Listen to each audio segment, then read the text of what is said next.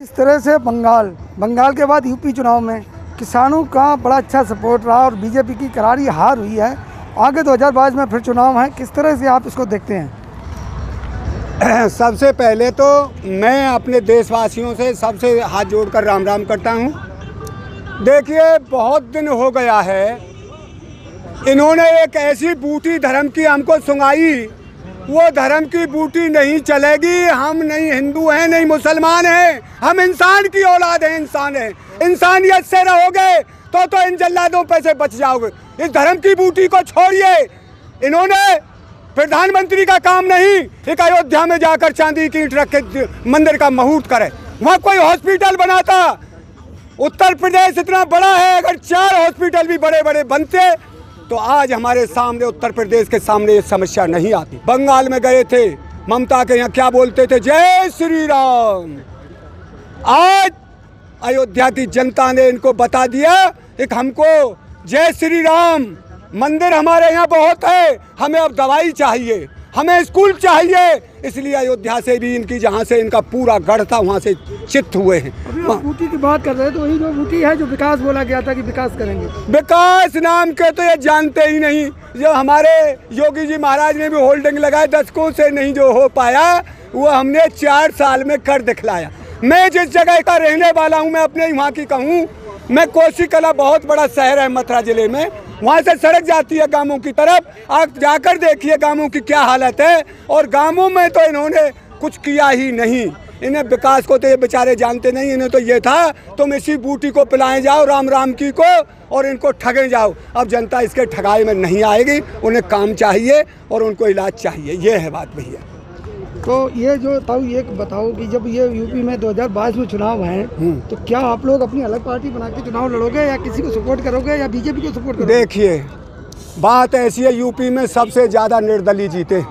हमें बढ़िया आदमी चाहिए, हमें पार्टी से भी मतलब नहीं। हमें संसद में जो आवाज़ उठाए, अपने जो तहसील से जीत कर जाए, वो तहसील के हर नागरिक का ये ध्यान रखे। मैं वादा करके आया था, मैं वहाँ स्वास्थ्य की सेवा दूँ। सबसे पहले तो हमें अपने शरीर की रक्षा चाहिए, जान माल की रक्षा चाहिए, हमें वहाँ स्कूल चाहिए, हमें पीने का पानी चाहिए बढ़िया।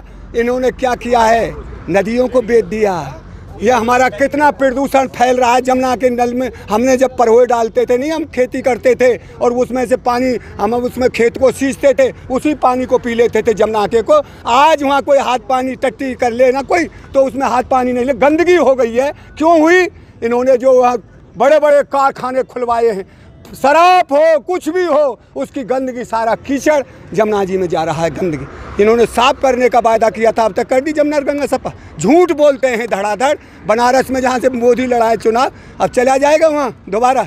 लक्कड़ ठाड़ा कर देना मनुष्य की नहीं, लक्कड़ के आगे मोदी नहीं हार जाए तो। मैं कह रहा हूँ इस बात को, झूठा का झूठ एक बार चलता है, बार बार नहीं। लेकिन आप लोग तो कहते थे मोदी है तो मुमकिन है। हमने नहीं कहा, वो मीडिया बेईमान थी, वो मीडिया कुत्ता थी जो मोदी का पीछे खींच रही है, जैसे कुत्ता रस्सी में बंधा खींचता है। मोदी आज देश को ले बैठा है और इसका अंजाम मीडिया को भुगतना पड़ेगा, जो देश के साथ गद्दारी इस मीडिया ने की है। मीडिया का काम हो सरकार से सवाल पूछना, एक आपने ये काम किया क्यों नहीं, जो वादा किया था। वो तो उसके पीछे चली, पैसा कमा रही। कब तक कमाओगे पैसा? पैसा को सब छोड़ गए। मैं तो कहता हूँ किसी की आलोचना नहीं करनी चाहिए। वो सरदाना भाई साहब, वो भाई है हमारा, वो चला गया, कुछ साथ ले गया, किसानों की हाय को ले गया है। किसानों के बारे में ये 2 और हैं, वो लड़की क्या नाम है उनका, वो हर समय उल बोलती हैं। अरे ये तेरे भाई हैं, इन्होंने मेहनत की कमाई खाई है, इनका खून पसीना की कमाई है। अगर तू इनके बारे में ऐसा बोलेगी तो यह बर्दाश्त नहीं करे। पर भाई कैसे करें, कैसे किया जाए?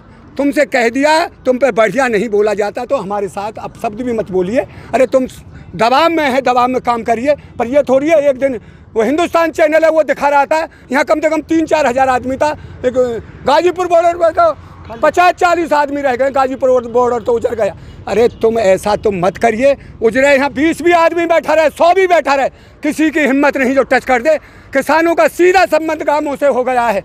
जिस दिन कोई आपत्ति है सरकार हमारे ऊपर डालेगी, पूरा यहाँ हंजूम आ जाएगा।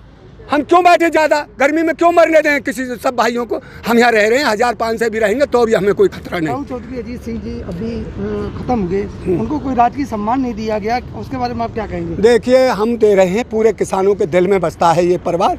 चौधरी चरण सिंह, चौधरी अजीत सिंह किसानों के हमदर्द थे, किसान उनके लिए सम्मान दे रहे हैं, किसान उनके ये करें, भगवान उनकी आत्मा को बढ़िया जगह पर दे, दोबारा किसान के घर में किसी शुद्ध परिवार में फिर जन्म दे और फिर वो किसानों की सेवा करें। हम दे रहे हैं सम्मान, ये मत दो, इनके देने से क्या है। ये प्रधानमंत्री तो किसानों को समझता ही नहीं, किसानों के प्रति एक शब्द भी नहीं बोला ये तो आज तक 5 साल हो गए। तो हमें इनसे मतलब नहीं, जो किसान की बात करता है, किसानों के दिल में बसता है, हम दे रहे हैं, पूरा किसान दे रहा है उनको सम्मान। तो अभी आप कह रहे थे कि नया जो पार्लियामेंट बन रहा है, नया प्रधानमंत्री आवास बन रहा है, आपको वो भी पसंद नहीं है? हम टैक्स देते हैं, हम भारत का जो पेट में बच्चा पैदा हो रहा है उस पर से भी टैक्स कट रहा है, क्योंकि दवाई लाएगा, उस जो बेचारी के पेट में बच्चा उस दवाई पर भी टैक्स है। तो ये टैक्स हमारा जा कहाँ रहा है?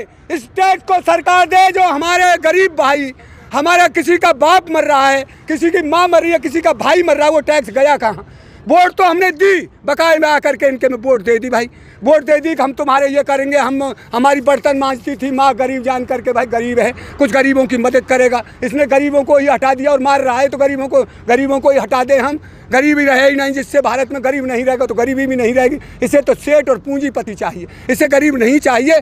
पर जो हम टैक्स दे रहे हैं मोदी जी, वो टैक्स आपको संसद भवन बनाने के लिए नहीं दिया गया, हमने दिया था। हमें सबसे पहले हॉस्पिटल चाहिए, हमें सबसे पहले स्कूल चाहिए। आज जो हालत हो गई है गरीबों की, वो 70,000 का सिलेंडर खरीद लेगा कोई गरीब, उसका तो भाई हो, माँ हो, बाप हो, मरेगा, वो कैसे बचेगा? आपने वायदा किया था, कहाँ गया वो?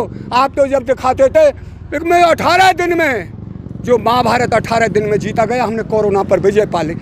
कहाँ पाली विजय भैया? किधर को पाली विजय? आज जो मर रही है लाश, जिनका नंबर नहीं आ रहा, 24-24 घंटा में, उत्तर प्रदेश का मैंने सुना है 24-24 घंटा में लाश जलाने को जगह मिल रही है। तो ये हालत करके रख दी है इन्होंने, और ये डोले भगे चुनावों में। मोदी जी ये कह रहे हैं बंगाल के चुनाव में, अब इनको शर्म तो है रही नहीं थोड़ी बहुत? मैंने आज तक ऐसी सभा नहीं देखी, और कोई गरीब आदमी किसी कारण से कोरोना नहीं लगावे, पैदल चल रहा, उस पर जुर्माना होगा 1000 रुपये।